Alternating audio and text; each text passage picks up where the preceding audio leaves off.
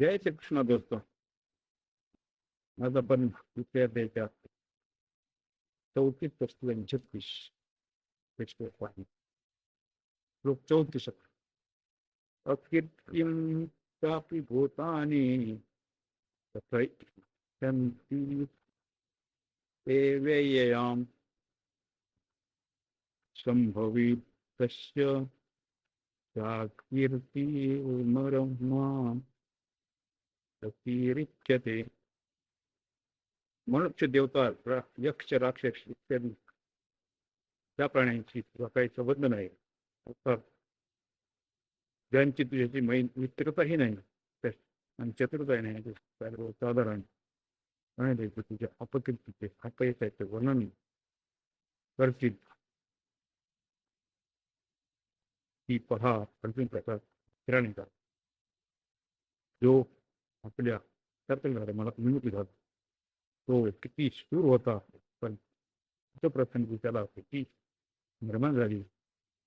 आम्हाला असे होईल की असे कधी वाटले नव्हते की इत्यादी ते पुण्याचा भाव असा आहे की स्वर्ग, मृत्यू आणि पाताळ स्वतःही त्याचा दरार आहे. त्या तुझी अपकीर्ती अव्ययाम म्हणजे अपरे की जे मनुष्य रित्तेला प्राप्त होऊन जितके अधिक प्रसिद्धीस आले आहेत त्यांची कीर्ती आणि अपकीर्ती तितकीच अधिक स्थायी राहणार आहे.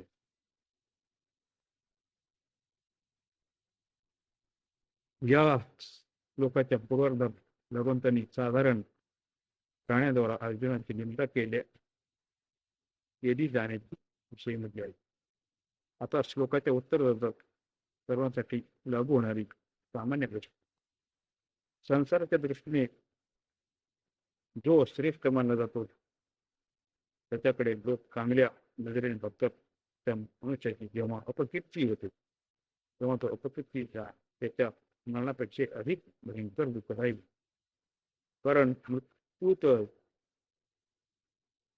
तर आयु समाप्त होते, त्याने कोणता अपराध केला नसतो, पण अपकीर्तीमध्ये तर स्वतः धर्म मर्यादेपासून कर्तव्यापासून थकलेला असतो. तात्पर्य लौकिक श्रेष्ठ मानला जातो तो मनुष्य जर आपल्या कर्तव्यापासून चित्त झाला तर ते फार भयंकर अपयश होते. भयात परंतम मत्स्यन्ते स्वामारताः वेत्तां त्वं भोवनतो वादाश्चशीदागवान् यत्त्वस्ति. तू स्वतः जसे समजत आहेस की मी केवळ आपले कल्याण होण्याच्या दृष्टीने युद्धापासून परत झालो आहे, परंतु अशीच गोष्ट असती तर युद्धाला तू पाप समजत असतास तर पूर्वीच निकांताचा स्वीकार करून भजनतेचं स्मरण करीत बसायला पाहिजे होतं आणि तुझी युद्धासाठी पण प्रवृत्ती व्हायला नको होती. परंतु तू एकांतात न जाता युद्धात प्रवृत्त झाला आहेस. आता तर जर तू युद्धापासून निवृत्त होती तर मोठमोठे महारथी लोक तेच समजतील. युद्धात मृत्यू होण्याच्या भीतीनेच अर्जुन युद्धापासून निवृत्त झाला आहे. जर त्याने धर्माचा विचार केला असता तर तो युद्धापासून निवृत्त झाला नसता. कारण युद्ध करणे क्षत्रियाचा धर्म आहे, म्हणून भक्तीच्या भीतीनेच युद्धापासून निवृत्त झाला. भीष्माचार्य, द्रोणाचार्य, कृपाचार्य, शल्य इत्यादी जे मोठे मोठे महारथी आहेत त्यांच्या दृष्टीत सन्मानीय झाला आहे. तर त्यांच्या मनात त्याविषयी आता विश्वास आहे की युद्ध करण्याच्या आम्ही छुडवेन पुजण्याच आहे. त्या अनेक दैत्यांना देवतांना सर्व इत्यादीने हरविलं आहे.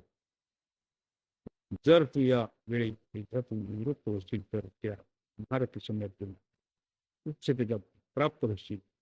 तर त्यांच्या निकृष्ट अध्याय 36. आवाच्यवादश्च बभून्मत्यन्ति वाहितां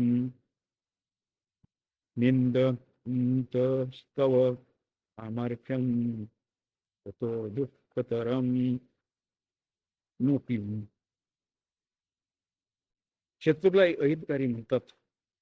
तुझे जे दुर्योधन दुःशासन कर्ण ते शत्रू आहेत.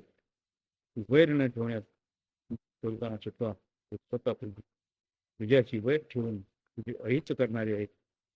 ते तुझ्या सामर्थ्याला ओळखतात की हा फार भयंकर शूरवीर आहे.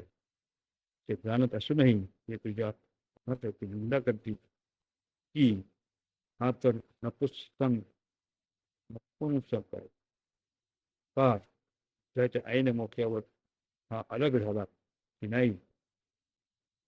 हा आमच्या समोर काय टिकाव करू शकतो. हा आमच्यासाठी करू शकतो. अशा प्रकारे तुला दुःखी करण्यासाठी या कारणात राहा उत्पन्न करण्यासाठी उच्चारू नयेत की किती वचने बोलतील. त्या बोलाव कसे सहन करू शकशील.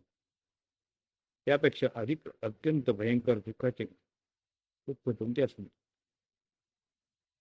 कारण असे पाहण्यात येते की जसे मनुष्य हलकट मनुष्याकडून झालेला किंवा तिरस्कार सहन करू शकत नाही. तो आपल्या योग्यतेपेक्षा अधिक विरोधतेपेक्षा अधिक कार्य करून आपला देह विसर्जित करू शकतो.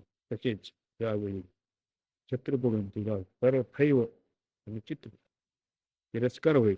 तेव्हा तुम्ही जे आहे ते तुला सहन करू शकणार नाहीस आणि हवेशात युद्ध होत तेव्हा युद्धात तू पुढी येशील. तुला युक्त केल्यावर तुमचा हा नाही करणार नाही. आता तर ती युद्धापासून तू परत होत आहेस.